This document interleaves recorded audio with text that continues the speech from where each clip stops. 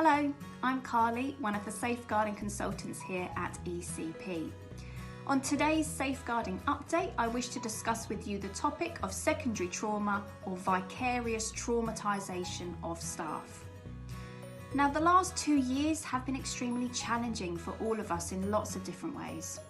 Whether it's we have family working on the front line, health and social care services, or indeed have been affected by personal bereavement or loss.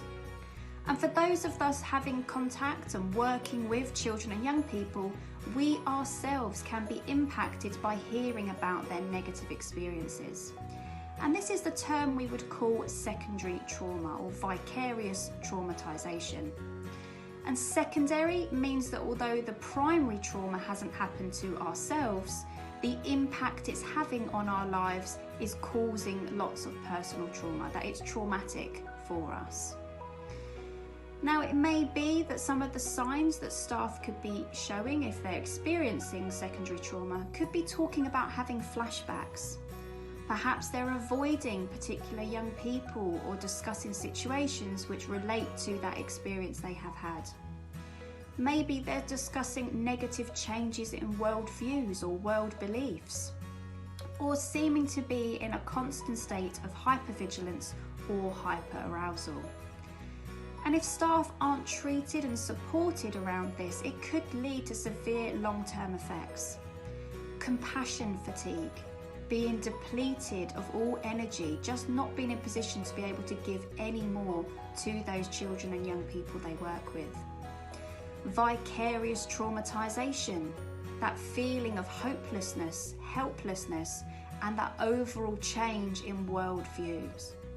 An example of this may be perhaps they've had an experience trying to access support or services for a young person related to that trauma and have had difficulty in doing so and now feel, what's the point? What's the point in accessing services when they do nothing to help?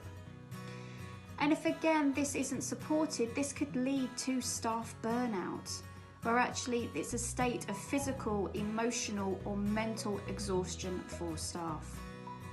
So what are some useful tips of what we can do to support? Ultimately, it's ensuring that staff feel safe and confident to share experiences as and when they've had challenging or difficult interactions with young people.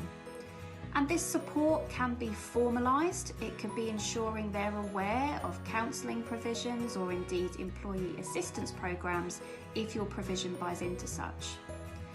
But actually, the power of active listening can also be incredibly therapeutic, allowing staff to have moments of debriefing, decompressing, as and when they have those difficult engagements with others. Because the hope by doing so is that actually we continue to support our staff in being resilient to enable and empower resilience in our learners.